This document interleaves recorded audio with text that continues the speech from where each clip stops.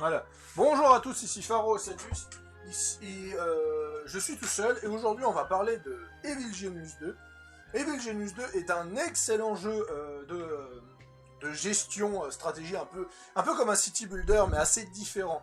Là actuellement c'est ma base avec mon casino, mes trucs à faire, ma population qui est pas contente, mes centrales d'énergie, mes banques, que d'ailleurs je suis en train d'agrandir les banques au passage, ainsi que le réseau de renseignement. D'autres étages encore, il y a 4 étages à peu près, il y a 4 étages à peu près par colonie. Je vais vous montrer ça justement, et je vais globalement dire mon avis. Mon avis c'est que c'est mon coup de cœur, le jeu est sorti le 31 mars, j'ai 82 heures dessus, j'ai passé au moins 10 à 15 heures par jour, c'était quelque chose d'invraisemblable. Franchement, j'ai vraiment kiffé ce jeu, c'est juste incroyable. Donc j'arrive au bout de la deuxième campagne et je vais donc dire globalement mon avis là-dessus. Et globalement mon avis là-dessus est le suivant. Il est excellent mais il est très répétitif. Il est très répétitif parce que quand vous arrivez, quand vous dépassez les 10 heures de jeu, la plupart des missions consistera à faire des machinations et d'attendre, de former des gens. Au final, il y a très peu d'attaques. Les attaques sont surtout dans les hautes difficultés ou sont quand vous avez des super agents, mais vous n'avez pas d'attaque scriptée, vous avez très peu d'attaques scriptées liées aux quêtes, à part la bataille finale où vous avez beaucoup de gens qui vous tombent dessus, et vous avez des génies du mal. Donc les génies du mal. Les génies du mal sont en 4 parties, donc enfin 4 personnages. Nous avons Maximilian, qui est donc un riche allemand qui veut convertir le monde en or. C'est un super vilain extrêmement riche, assez cliché, inspiré de James Bond.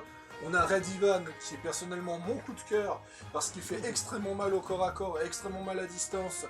Il a en plus de ça un lance-roquette qui lui permet que même en endgame, il arrive encore à être extrêmement fort. On a Zalika, dont j'ai trouvé la campagne assez insupportable parce qu'elle consiste majoritairement à vendre des montres dans le monde pour pouvoir contrôler les gens. C'était pas super intéressant. Cependant, elle a des bonus de science qui fait que c'est un personnage passif que vous utiliserez surtout pour monter vos capacités de recherche. Et on a Emma qui est apparemment un personnage faible d'après les youtubeurs que je n'ai pas encore joué, mais ça finira par arriver. Maintenant, je vais vous montrer quelques exemples justement d'hommes de main. Car oui, en plus d'avoir 12 sbires différents, vous avez des hommes de main. Donc je vais vous présenter les hommes de main que j'ai dans cette partie et globalement vous montrer à quel point les hommes de main peuvent être radicalement différents. Déjà, commençons avec Iris. Iris qui est donc un personnage que vous pouvez débloquer dans le jeu. Tout simplement, c'est votre intelligence artificielle quand elle parle, par exemple. Si je fais passer le temps. An agent has escaped captivity. Voilà. Command processor. Voilà, c'est le même. C'est tout simplement l'intelligence artificielle qui contrôle un corps, un peu comme IDEA dans Mass Effect. Elle est assez utile, elle fait assez mal, elle peut régénérer ses capacités, elle peut être transformée en caméra, elle est vraiment très utile. L'autre personnage qui pour moi est le personnage god tier du jeu, ce n'est d'autre que Jubei, un vieux japonais qui se bat au bâton, qui peut se téléporter n'importe où sur la map et qui peut augmenter ses dégâts pour faire super mal. C'est simple, en facile, il peut défoncer des super agents très facilement. Et le dernier personnage que j'ai, qui n'est d'autre que Eli Barracuda Jr., fils de Eli Barracuda de Evil Genius 1, lui, littéralement, il a un revolver en argent qui fait moyennement des dégâts.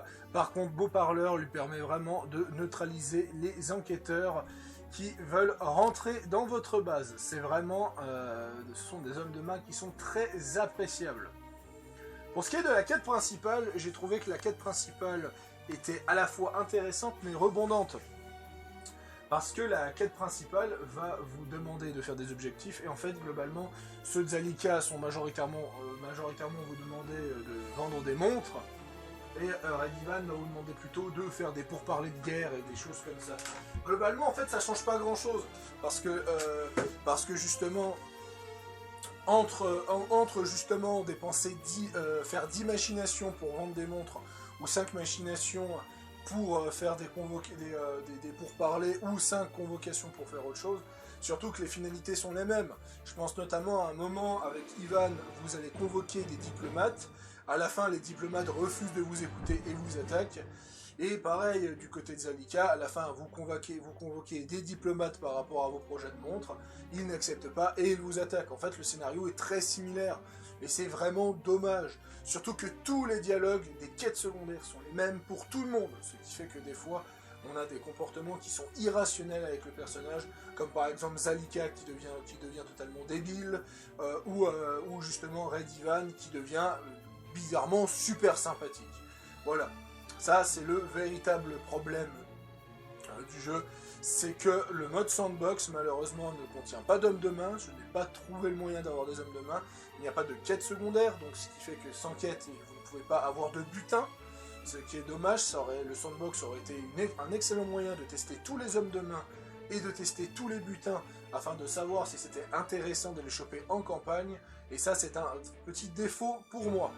Et l'autre point que je pourrais souligner, c'est que le mode campagne est sympa, mais malheureusement les sbires doivent être débloqués via des quêtes, et c'est très long, il faut compter 15-20 heures pour avoir tous les sbires. C'est long, c'est vraiment long. Surtout quand on a envie de juste lancer une partie et profiter des hommes de main, c'est vraiment dommage. Autre point que je trouve dommage mais compréhensible, vous n'avez que 5 slots d'hommes de main, alors qu'il y a à peu près 10, 12, voire 15 hommes de main. Je ne peux pas vous dire exactement combien d'hommes de main, il y en a beaucoup.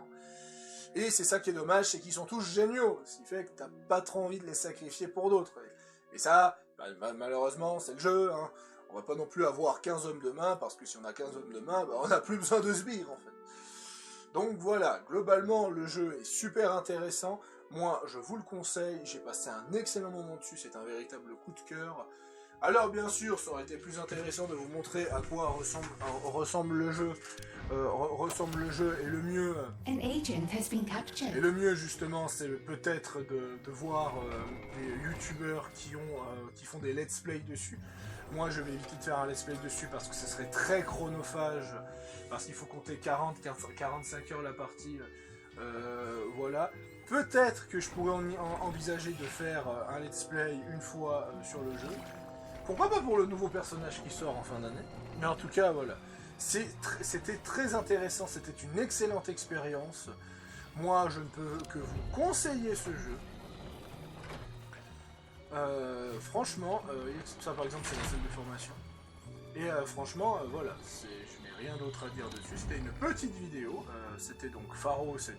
J'espère qu'on se reverra plus tard ou autre. Et c'est dommage, il n'y a pas de multijoueur non plus. Non, j'aurais déjà fait des vidéos avec petit.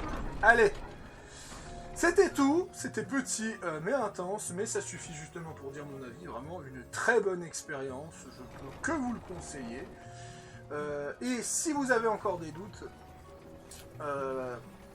je vous invite à regarder la vidéo découverte de Mav Gaming, au cas où, qui a passé 2 heures dessus. Ça vous aidera un petit peu mieux à découvrir le sujet. Là actuellement, c'est une partie déjà faite, et j'aurais peut-être dû faire une vidéo quand le jeu était sorti. C'est pas grave. Allez, à tout le monde.